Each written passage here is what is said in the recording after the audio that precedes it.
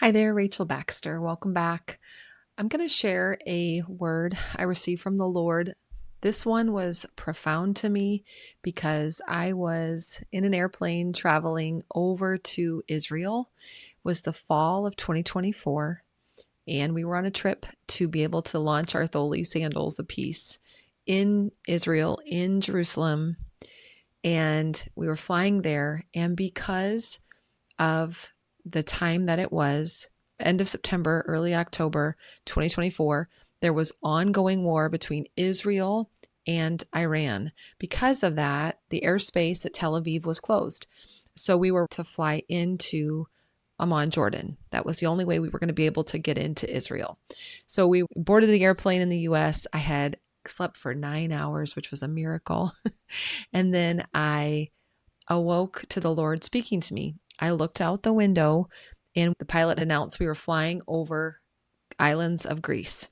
So I believe I could have been seeing the island of Patmos, even where John received what we now read as the revelation of Jesus Christ, the book of Revelation. So that's the context for the Lord beginning to speak to me. As he did speak, we flew across the southern tip of Israel, and then we began flying up the coast of Jordan and along the Dead Sea. And I'll reference that at the end of this word. Rachel, the eagle speaks forth in the spirit and power of Elijah. You ask, what is the power of Elijah? The mystery of time, it advances according to my purposes. As my people align their hearts to mine, the second hand on the clock advances circularly, not linearly. What was, is, and will be again, like the rising and setting of the sun. It's your view of it and the daily occurrence of it that creates the cycle. You ask, what is the power of Elijah? The spirit of Elijah was created for a purpose. Deep within Elijah was planted a knowing of his purpose at the foundations of the earth.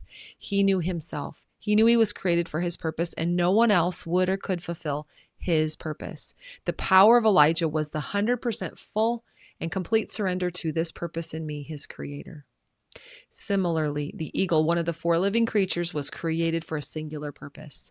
The eagle on earth soars majestically high above all other living creatures. Its viewpoint to see is unique. Its vision is spectacular. The eagle grabs onto it with its talons and is able to tear the flesh from the bone. Rachel, I've placed within you from the foundations of the earth, which I've shown you, a purpose, a singular purpose. It is to birth and to mother my children Israel at the time of the end, which is upon you. I just want to pause a moment. I shared the prior sentence in vulnerability. This isn't about me. This is about the Lord. This is about his purposes. And I know I'm not alone in the birthing. I'm a part of the birthing.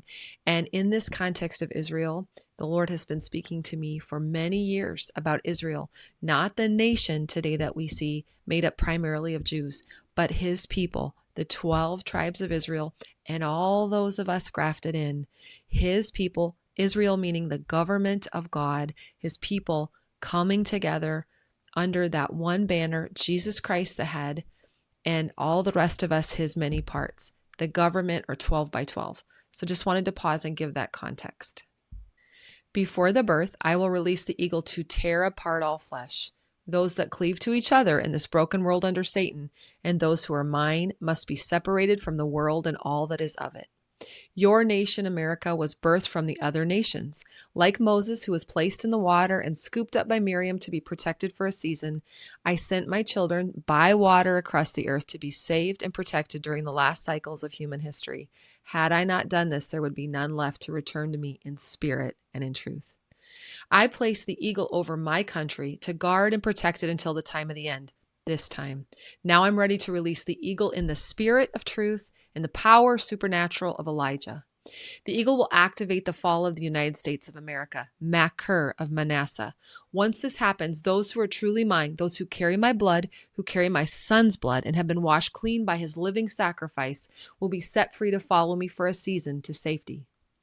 This is where Beautiful Gate and all my places of respite will emerge to house and provide for my children here on the continent of America during the first part of the tribulation of days. You ask, will there be a sign in Aquila the eagle? Are you to be watching for this? I tell you, no. No. Rachel, you will be my sign, my people. You will be my banner declaring the truth to my people. Rachel, like Elijah, I've placed a purpose within you at the foundations of the earth, at the moment I thought of you and decided to create you. You ask, what is your purpose? To lead your brothers Manasseh to me. You will do this by declaring the truth I place on your lips. You will do this by loving those around you. You will do this by leading your brothers into battle against those who are not mine, and I will cause you to triumph. My children will triumph. They've already been victorious in me. Being victorious on the earth is easy after that. It was like I felt his smile. The eagle declares the fall of the United States of America. The eagle renders judgment. The eagle tears flesh from sinew. The eagle also soars, and like the eagle, my children will be carried along into the wilderness on the wings of an eagle for the second half of the great tribulation of days. You ask, where are we on the 7-year timeline of tribulation? As you've studied, you've seen the events that must transpire. You've seen a timeline emerge of events. See the purpose in the events: preparation, sifting, judgment, protection, readiness. What are you being readied for? My son must have a kingdom on this earth that is worthy of his sacrifice, his honor, his glory. This is the bride without spot or wrinkle. For those who accept the cross in their own lives, in death, martyrdom, they are made ready. For those who accept Jesus as their king and live, but do not die on earthly death, the remnant, there is a deep death to self and soul preparation process that must unfold to bring about the readiness to receive King Jesus for his millennial reign. The tribulation and great tribulation will produce the readiness in those who receive him in his kingdom. I've given you a knowing of what I'm saying. Most lack this knowing because they've been deceived into thinking that what they see all around them is all that there is or there ever could be. There is so much more available to you, and to all my children who are mine, who I've chosen and who choose me. The relationship between the Creator and creation is a beautiful one. It's multifaceted. You reflect my nature, but through you I am glorified. I receive my glory by you being you who I created you to be. Satan, the great deceiver, takes my glory from me by causing you to believe the lies that you are less than what I made you to be. Silence him in your heart by choosing to believe what I am saying to you. A new nation will be birthed through you. But it is not truly new, it is ancient. The kingdom of Israel with one King Jesus, Yeshua, my son. Again, to clarify, I deeply believe that when the Lord is speaking to me, it's really about a company of people. It's really about the 12 by 12, the government of God coming forth on the earth. When the Lord mentioned Manasseh, he had said to me in August of 2016, and this was the audible voice of God in a rare time. He said, it is time to lead. It is time to lead your brothers, Manasseh, to me. And so that's what he was referencing in that. The last thing I'll share is that as we flew along the Dead Sea, I looked out. I only took a couple of pictures on that flight. One was over the island of, I believe, Patmos, going past Greece, and the other was looking down upon the Dead Sea. I'll share this picture here with you. So this is the picture that I took looking down over the Dead Sea, and you can see, when you have eyes to see, this was pointed out to me after the fact when I had shared some of this online. Someone reached out to me and pointed out to me that what I was actually seeing was the outline of the eagle's head. That is a part of scripture.